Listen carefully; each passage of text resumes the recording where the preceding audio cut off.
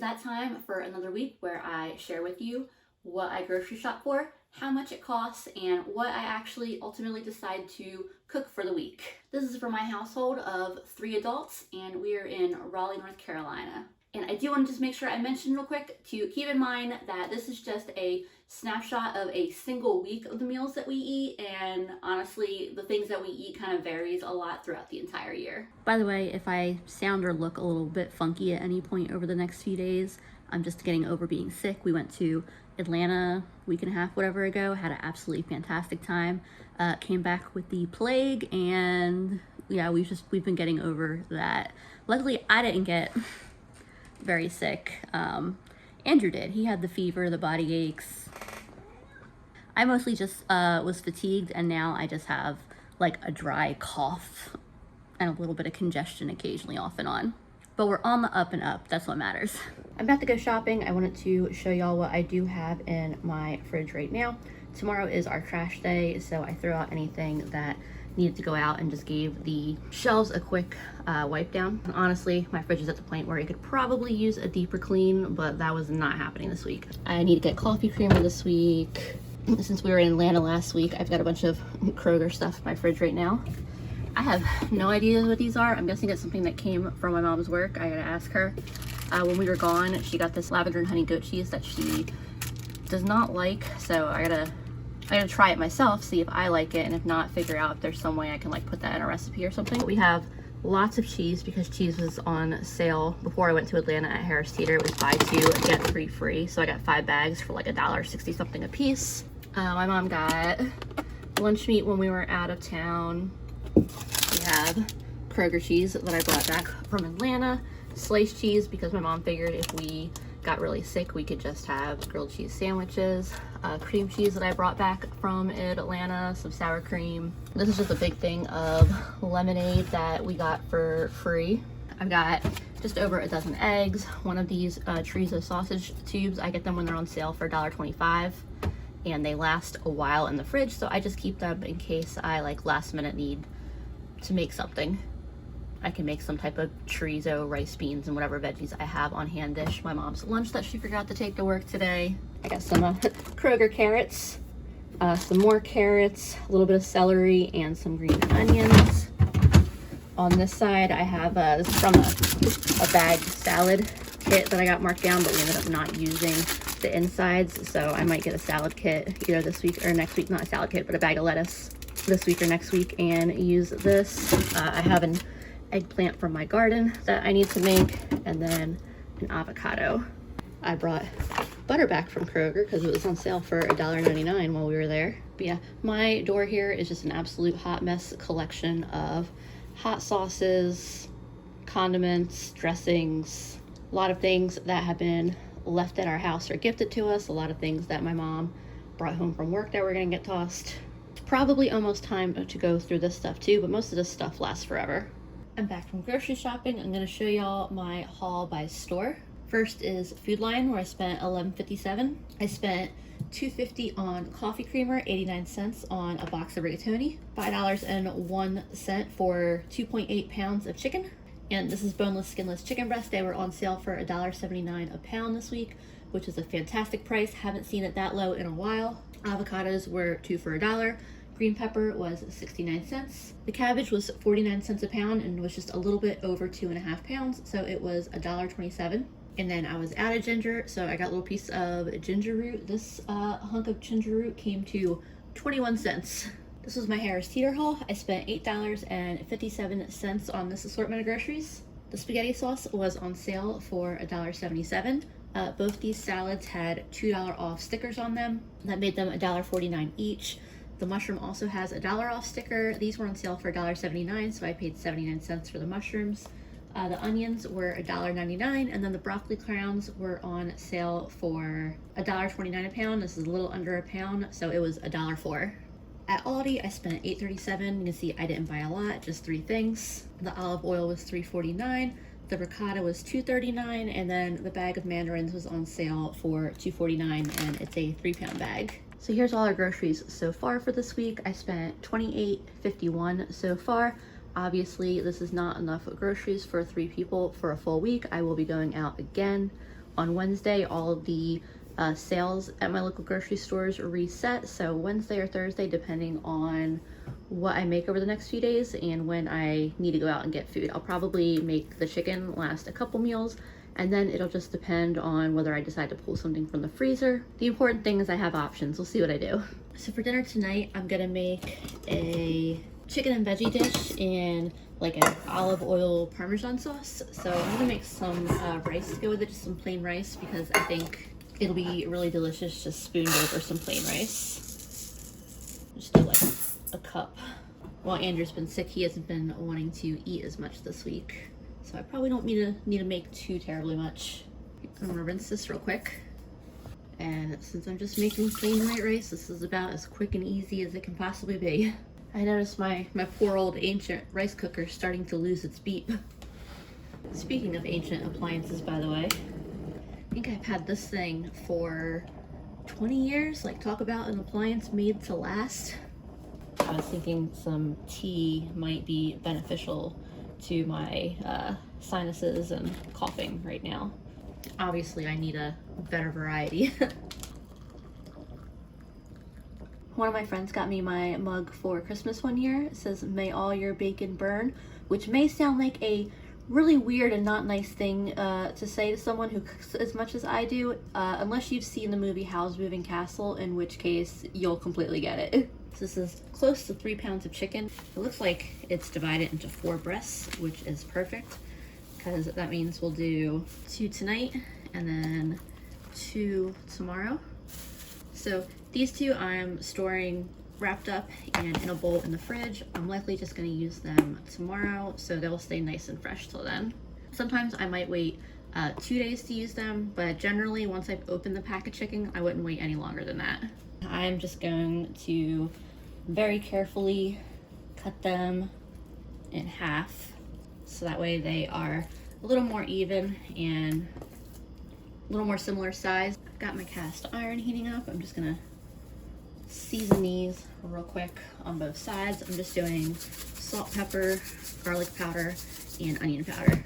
I don't trim any of the fat or anything off my chicken breasts. I think it gives them a lot of really good flavor, and nobody in my house dislikes it. Obviously, if you don't like it, trim it. I do notice that there's a little piece of bone here that got missed, and I will remove that. My pan should be hot enough. My goal with the chicken is to get a real nice sear on both sides and to fully cook the chicken through, and that's also one of the benefits of having cut it in half, is it's going to cook a lot faster. I washed my cutting board and knife, and now I'm getting some carrots cut. More carrots is probably something that I'll pick up when I go shopping again.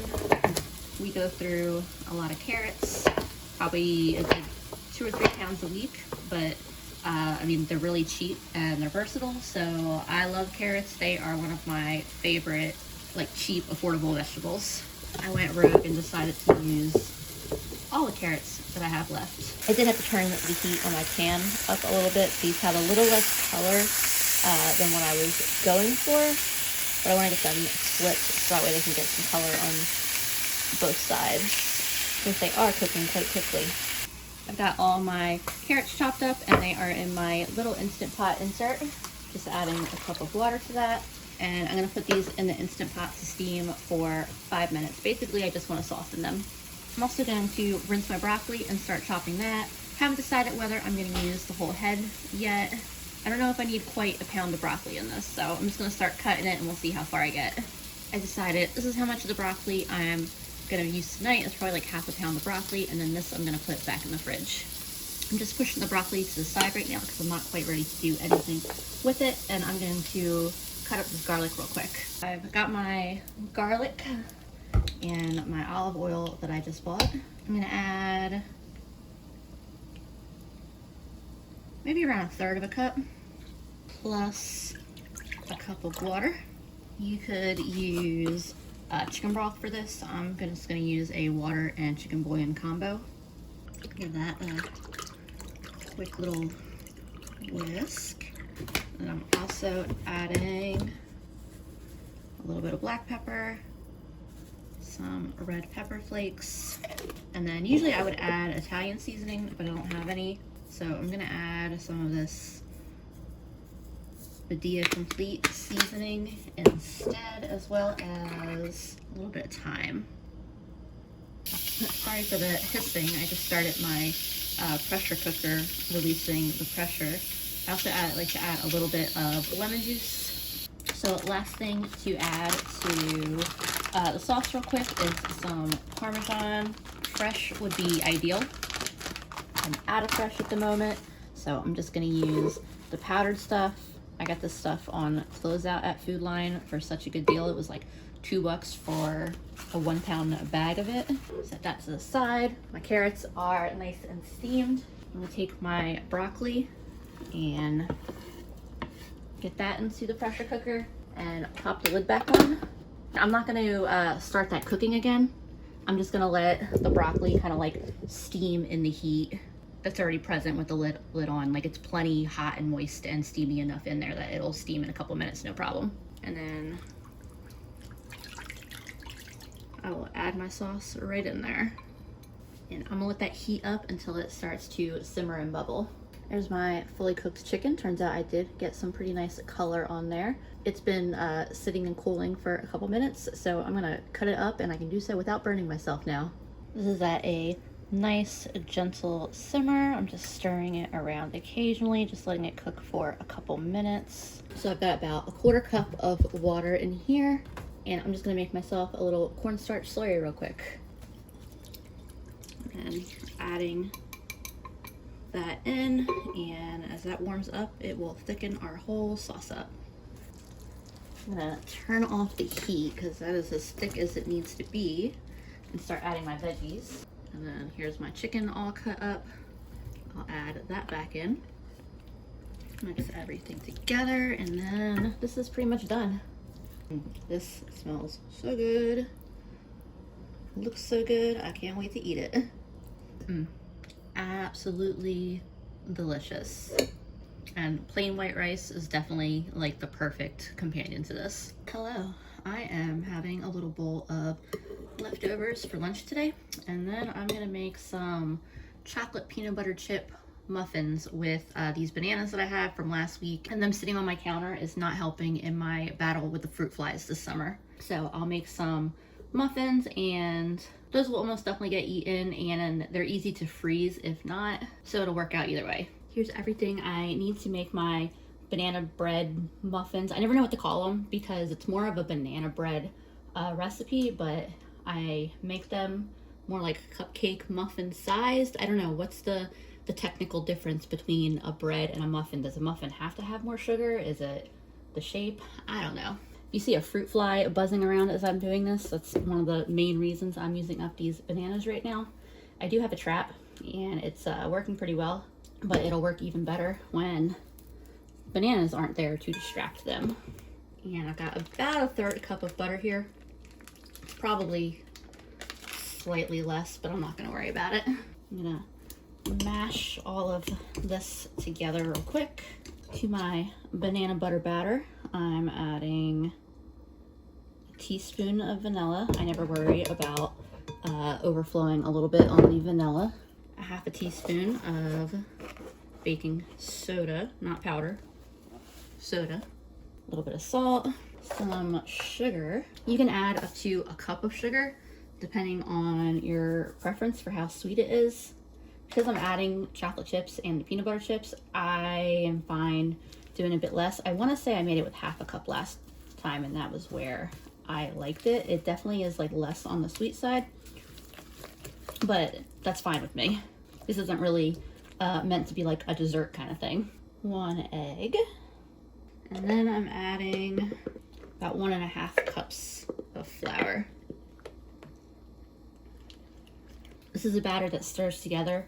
Super easy, no need for a mixer or anything like that. Now for the best part, I have chocolate chips and peanut butter chips. I was digging things out of the back of my cabinet, and I had these peanut butter chips, and they've been in there for quite a while because I got them on manager special at Kroger, and we haven't had a Kroger around here in years at this point. They're definitely past their expiration, or their best by date rather. And while like peanut butter stuff, I usually avoid if it goes past its best by date because the fat content makes it so that way it really does end up with a taste that's not great. But when I was looking at the ingredients of these, it's defatted peanuts. So I think that's like a similar process to how like, whoops, PB2 and powdered peanut butters like that work. So, I mean, they taste fine. Like, they taste just as good as a fresh pack. So I will use them in that case. And then I got some dark chocolate morsels. This is definitely a situation where put however much your heart tells you. This just gets spooned into my cupcake liners. I've got these filled up more or less evenly. 15 is usually what I get. That's what I got right now. And with this size, they're just gonna go in the oven for 20 minutes. And it's at 350. I can't remember if I mentioned that. By the way, this is my fruit fly trap. If you're interested, I found these to be one of the most effective ways to do it. It's basically a piece of paper rolled into a cone and taped up to a jar, so that way there's no gap here. And then I put a little bit of apple cider vinegar, water, and dish soap in the bottom, and they fly in and they can't get out, and then they fall into the liquid eventually. Super simple, super effective. I just pulled these out of the oven. They look and smell so good. Yep, these are absolutely delicious. You look so silly when you sit like that, kitty. I decided I wanted to have a big salad with chicken for dinner, and I want to make some croutons. We have some older bread. It got a little bit more toasted than I meant for it to be. I put it in the oven at, a lower temperature, but yeah, it just got a little bit more toasted than, not on this side obviously, but that side, but it'll still work out. I just wanted it to be a little bit drier. So to make my slightly dried out bread into croutons, all I'm gonna do is get a little oil in here, get some seasoning, definitely some garlic, and a little bit of Parmesan, and then give these a real good toss in that oil and spices. Also just gonna get a little bit of salt on them. But I'll put these in the oven. I don't know how long. I'm just gonna keep an eye on them, give them a little shake on the pan, and when I feel like they're toasted enough, then that's all there is to it.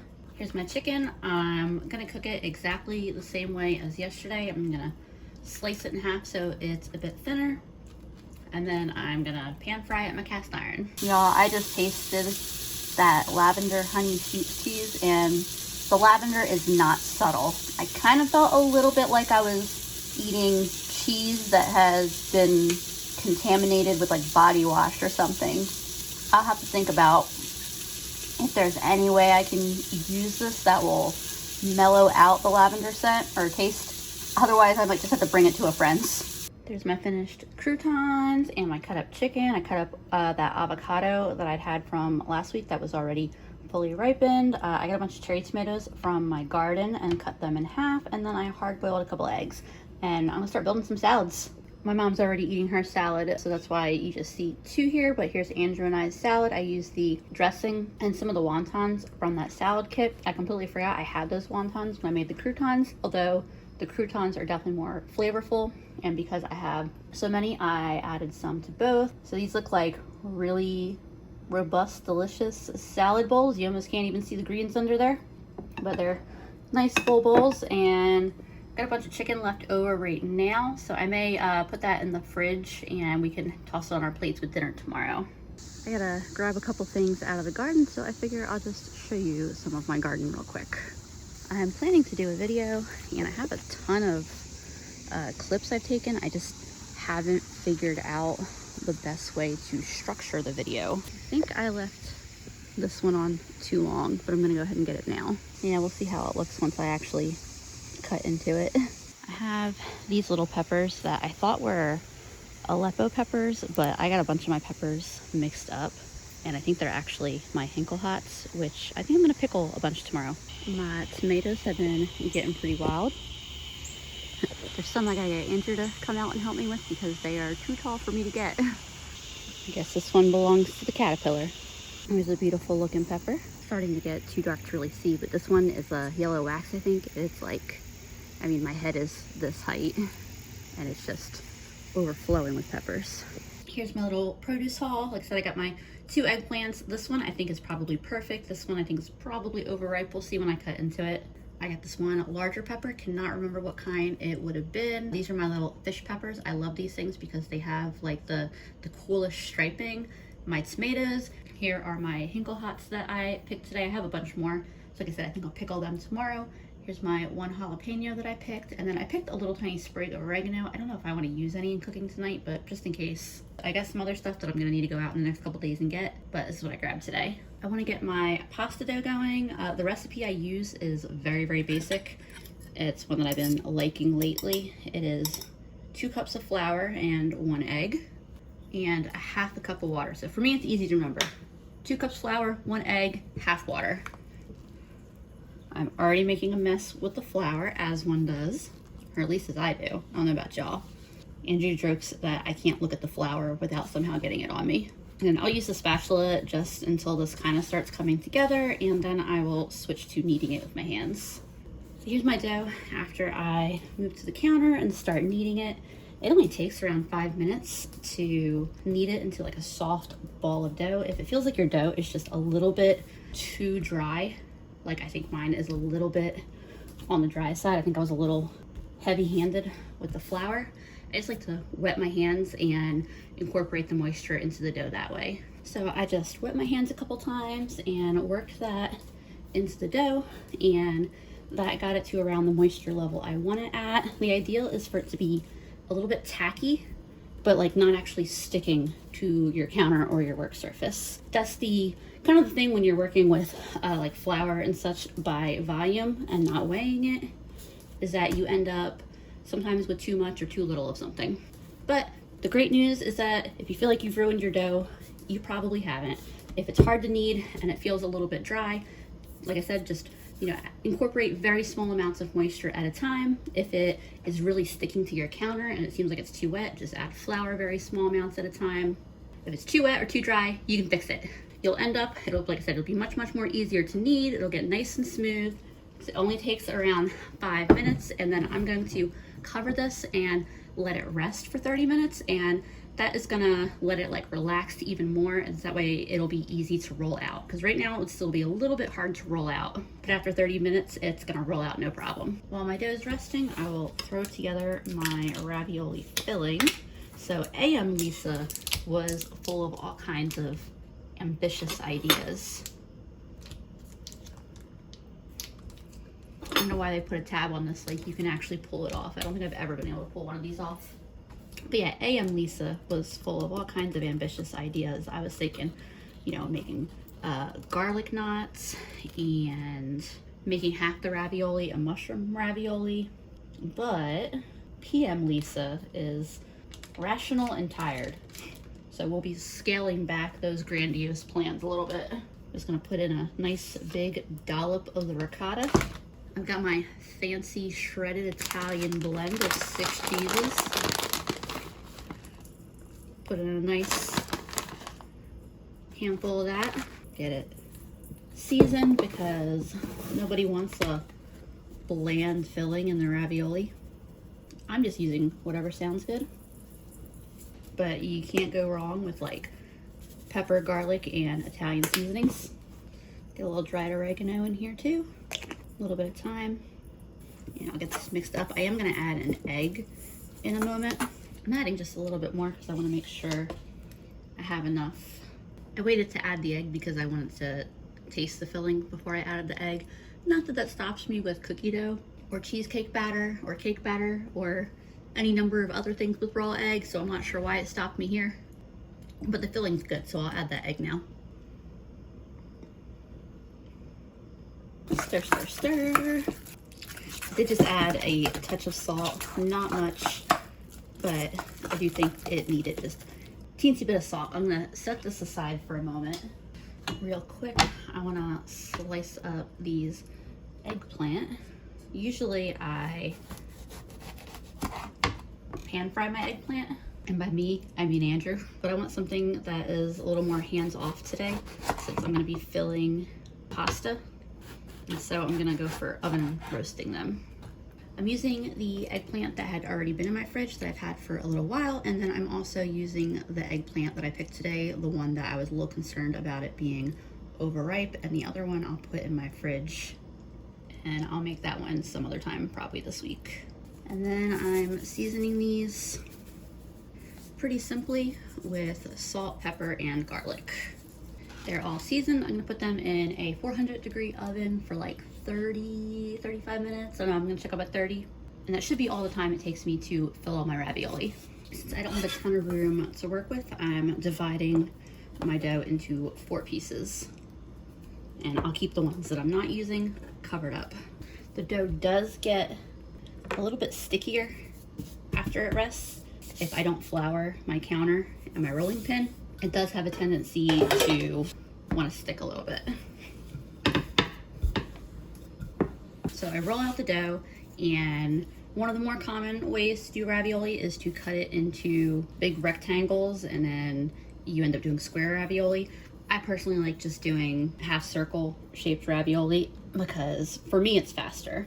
And then all of this excess pasta dough that you pull away, oops, I pressed down hard enough, that will get, so you just set that to the side, and when you've gone through your other portions of pasta, you just come back to your excess. But none of it needs to go to waste. So I'll put this under the plastic wrap with my other dough. And then if you've seen me fill pierogi, it's kind of the same dealio here. Just put a little filling in. You can kind of stretch it around. I might have done a little bit much. It's definitely better to go with less filling than to do too much. But I think I can make it work. I'm just flouring my fingers, using that to pinch the edges. Definitely need to use a little bit less filling than that, because if it doesn't get a good seal, you're gonna lose your filling as it cooks. And then if you want that, you know, kind of more traditional ravioli look, just take a fork and crimp your edges. And then these can just go on a floured baking sheet until I'm ready to use them. So once again, that's a little bit of filling. Kind of stretch the dough a little bit to pull it around the filling, and then just crimp it shut. And then I'll add a little decorative flair, and that's all there is to it. And so I'm gonna power through the rest of these. I've used up all my filling. This is the amount of pasta I had left. If you really wanted to use every last little bit, you could roll this out and just cut it into some quick noodles to toss in the water. And then here's the ravioli. I was almost able to complete them all in the same time that it took the eggplant to cook. I was kind of like trying to beat the timer a little bit. And if it wasn't for the rolling out the dough part, I would have been good. That was what set me back, is when I had to stop and roll out the dough. There's the finished eggplant. I have my pasta sauce heating up and water boiling. Fresh pasta cooks very, very quickly. It's only gonna take like 2 or 3 minutes to cook these. Usually I would cook what we need and freeze the rest, but I don't have a lot of room in my freezer right now to do that, so I think I'm just gonna cook everything. And then when I put fresh pasta in, I like to just give it a little nudge to make sure it's not sticking to the bottom.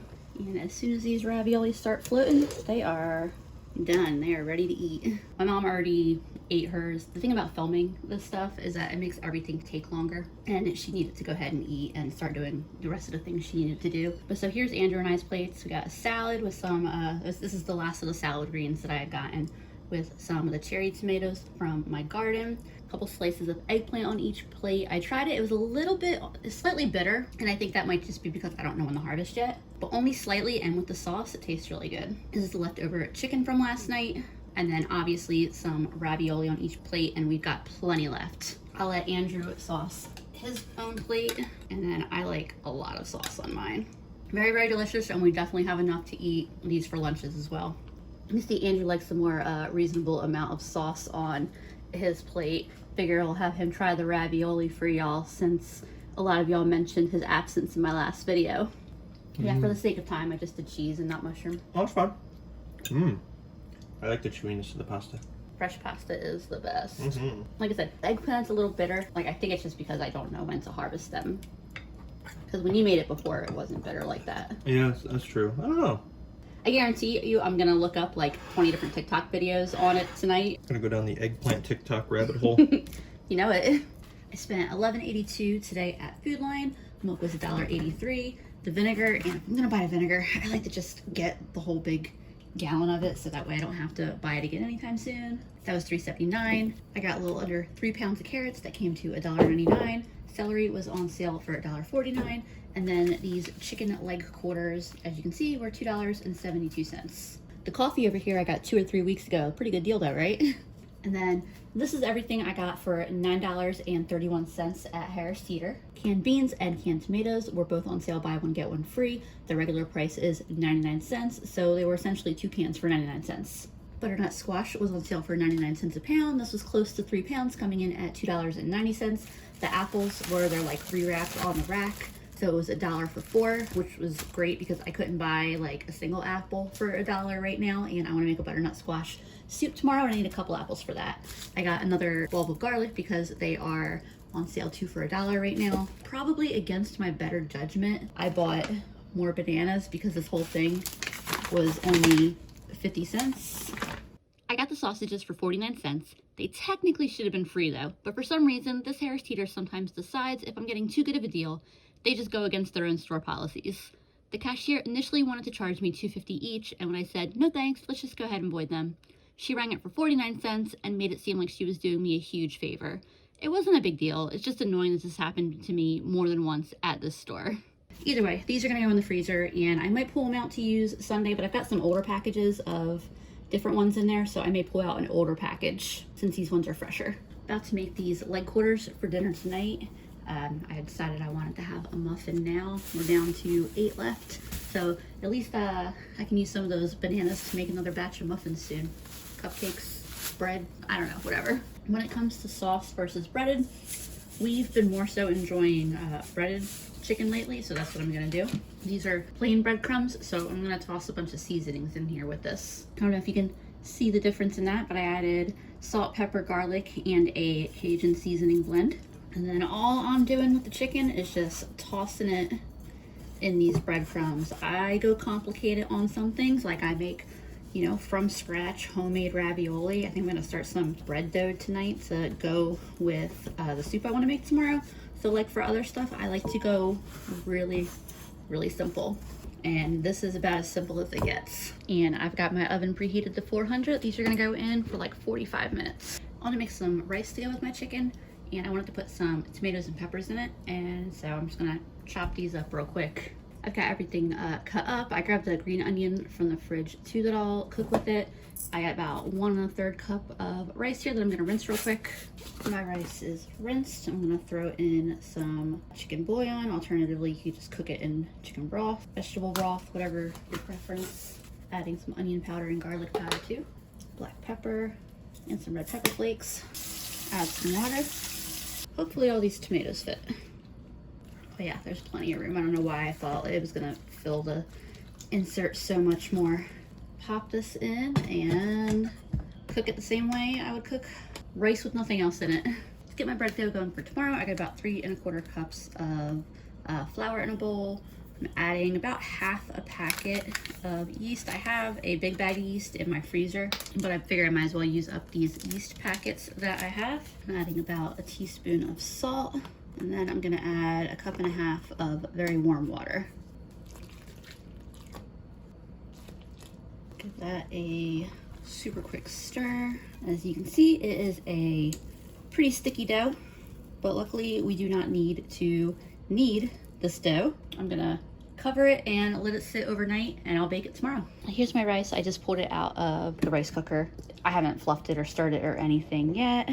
And then there's my chicken. It got just a little bit toasty on top, but that'll be just fine. So what I'm gonna do is just grab these leg quarters out of the way for a moment, and there's all of that just really delicious juice and fat and flavoring from the chicken. And I'm just gonna dump my rice right on that. Stir all of this in with the rice. I didn't add any fat into the rice, so you know, the bit of chicken fat that's in here, the rice isn't gonna seem like greasy or anything like that. Like the rice can definitely handle that little bit of extra fat added. And then there's what the finished plates look like for tonight. It is time to get this bread made. It is now early Friday evening, late Friday afternoon, however you want to look at it. That smells fantastic. It's risen quite a bit, as you can see. A little bit of flour on top. I think I'm gonna make this in my Dutch oven. I would have started this bread probably like 30 minutes earlier, but I couldn't decide if I wanted to make it in the Dutch oven or in a loaf pan. And I'm just gonna kind of gently roll this out onto my counter, which I just covered in flour. And I'm not doing any kneading or anything like that. Whoops. Oh my gosh, I'm making such a big mess with this flour. I'm just trying to get enough flour on the outside to just kind of shape the dough. That is good enough. You see it is well floured on the outside, so it's not sticking to my counter. If I had a piece of parchment paper, that would be great to put down, but I do not have any parchment paper at the moment. And then I'm just gonna let this rest on the counter while I start preheating my oven. This is the Dutch oven I'm gonna use. So I've got the oven preheating to 475, and I just put the Dutch oven into the cold oven to preheat with the oven. Full disclosure, this is probably not gonna be my prettiest loaf that I've done. I probably should just put it in a regular loaf pan. This batch of dough is a little bit extra sticky, but it'll be all right and it's gonna taste great. And then the lid goes back on, and I will very carefully get this back in the oven and cook it for 30 minutes. I just took the lid off. I have no idea what's smoking in my oven a little bit, but I'm gonna cook it for another like 7 or 8 minutes with the lid off. So I just pulled my bread out of the oven and it looks gorgeous. So if anything, I hope that if you're intimidated over making bread, the takeaway is that you can see that this is a very forgiving way of making bread. This is fairly cooled. I feel like I probably should let it cool down a little more, but honestly, I do not want to wait. I don't know how anybody can wait for a fresh, warm loaf of bread to cool down, you know? Ooh, yes, that is gorgeous. I'm making a butternut squash soup for dinner tonight to go with the bread. I mean, I guess technically the bread is to go with the soup, but either way, I'm gonna chop these up real quick. It's a blended soup, so the prep on the veggies is super quick. And here's what all that chopped up produce looks like. I used to peel the butternut squash with a vegetable peeler, but then I found out that you don't actually have to peel it, especially since it's a blended soup. So I cut out that step. I just make sure to scrub it really well. So all this is getting loaded up into my pressure cooker. To the Instant Pot, I'm gonna add some pepper, some cayenne, and then you can either do cinnamon, or I'm gonna do a little bit of, this is pumpkin pie spice, which cinnamon is the first ingredient. I got this big container of it at Ross for $2.50 a while back. I got it for my mom for Christmas, and I'm the only one who uses it. She benefits from the things I make with it though, so it's all right. This is 2 cups of broth. In my case, I'm using chicken. You can use chicken, you can use vegetable, depending on whether you want it to be a vegan or vegetarian dish or not. And then I am popping the lid on this, making sure it's on sealing, and then this just cooks for 10 minutes. And at the end of the 10 minutes, I'm gonna immediately release the pressure. All right, I just popped my Instant Pot open. All the pressure is obviously released. My ingredients are all cooked up. Now I just got to blend them up real quick. Now we're all blended, and whatever method you use to blend, do be careful when you are blending hot liquids like this. I gave it a taste. I am happy with the flavors. Adding a half a cup of milk. I prefer heavy cream, but I didn't have anything else that I was planning to make this week that made sense to buy a thing of heavy cream, especially when this was less than half the cost. So I think the milk will be just fine. You can also use coconut milk depending on what your dietary preferences are. Yeah, I think this is still plenty thick with the milk, and it adds a nice creaminess. Yep, that is just wonderful. And then here is our Friday night dinner. Hey friends, happy Saturday. We're having I don't know if I want to call it a really late lunch or a really early dinner. We're going to a friend's to celebrate her birthday with her in a little bit, so we aren't worrying about eating like a full dinner or anything. My mom has already made herself some food. She usually likes to eat like eggs and potatoes and toast and like brunchy, breakfasty kind of foods on Saturdays. And for Andrew and I'm making us a 2-ingredient dough pizza. For us, there's going to be a lot of food at this party. And then for my mom, there was a couple days this week that she ended up not needing her lunch. There was food in the office, so she's just gonna eat leftovers for dinner. So to get this pizza going, I'm using self-rising flour. I don't actually have self-rising flour, so this is just a cup of all-purpose flour with a 1/4 teaspoon of salt and 1.5 teaspoons of baking powder. Just get that mixed in there real quick. And then I have that sour cream that I had in my fridge, and I've had this in here for at least a couple weeks. It's probably really time for me to start using up some of it. This is a really great recipe to do that. You can see in the back there, I also sliced up those mushrooms, and I am cooking them up. To my 1 cup of self-rising flour, I am adding a 1/2 cup of sour cream. And then those are the only 2 ingredients, and I'm gonna mix this really well. So at first, this is gonna seem too dry and shaggy to come together as a dough. Just keep stirring it, or like in this case, I have switched to my hands just because it's easier to incorporate the 2 ingredients together. All right, it's pretty together now. It's a, you can see it's a sticky dough, but it's not like a, gloopy mess or anything. I've seen a lot of different ratios for ingredients with 2 ingredient dough, and some of them are definitely stickier than others. I think mine that I prefer is probably a little more on the drier side. I do a 2-to-1 ratio of flour to sour cream or yogurt, whatever I'm using. I think it's just a much more like workable dough. And I like to just put a little bit of sour cream, a little bit of flour on the bottom of the bowl and on the dough so that it doesn't stick. And I'm just gonna let this rest while I preheat my oven to 450. My oven is preheated, so I wanna get this dough rolled out real quick. Since it is on the stickier side, you do wanna make sure that you flour everything pretty well. Hoping I got enough room on my counter because I'd like to just do one big pizza for us to split. Hopefully this is the right size to fit on my sheet pan. I'm just kind of pushing the sides in a little bit so there aren't like weird ragged edges. So I do like to preheat my sheet pan that I'm using. Got some bottled pizza sauce that I got from the Dollar Tree. Also gonna use up the rest of my ricotta because there is not a lot left. I don't have anything in particular in mind that I would use it for, and I love ricotta on a pizza. I'm gonna season it with a little bit of garlic because me and Andrew both like a garlicky pizza.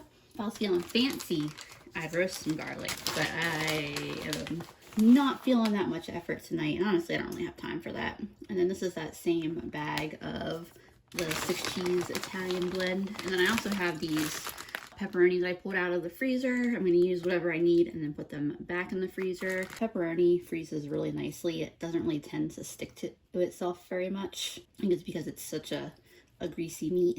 I'm just putting this in the oven for like 8 minutes and then checking on it. How many of y'all just went, Lisa, you forgot your mushrooms? Because I definitely did. But luckily we were not even a full minute in when I realized that. I just started cleaning stuff up and noticed mushrooms there and went, oh yeah, that would have been disappointing. All right, take 2 in the oven. There's my pizza at 8 minutes. So I don't feel like melting any butter, but I decided I am not too lazy to quickly brush some olive oil on.